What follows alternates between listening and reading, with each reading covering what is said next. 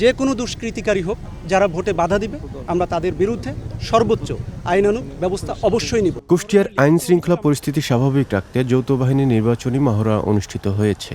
আজ বেলা 11:30টার দিকে জেলা প্রশাসকের কার্যালয় চত্বর থেকে মহড়াটি শুরু হয়ে শহরের বিভিন্ন গুরুত্বপূর্ণ এলাকা প্রদক্ষিণ করে।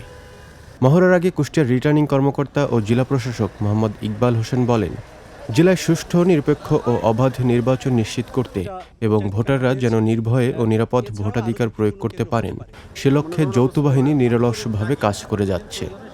কোথাও কোনো ধরনের অস্থিতিশীল পরিস্থিতি সৃষ্টি হলে তাৎক্ষণিকভাবে যথাযথ ব্যবস্থা গ্রহণ করা হবে বলেও তিনি জানান। জেলা প্রশাসন সূত্রে জানা যায়, কুষ্টিয়ার 4টি সংসদীয় আসনে মোট ভোটার সংখ্যা 17,47,762 জন। এসব ভোটারের জন্য জেলার 599টি ভোট কেন্দ্রে ভোট গ্রহণ অনুষ্ঠিত হবে। নির্বাচনী মহড়ায় পুলিশ সুপার জসিমউদ্দিন সহ নির্বাচন সংশ্লিষ্ট বিভিন্ন পর্যায়ের কর্মকর্তারা উপস্থিত ছিলেন। পরে দিনব্যাপী সেনাবাহিনী, বর্ডার গার্ড বাংলাদেশ, পুলিশ ও র্যাবের সমন্বয়ে গঠিত যৌথ বাহিনীর নির্বাচনী মহড়া অনুষ্ঠিত হয়।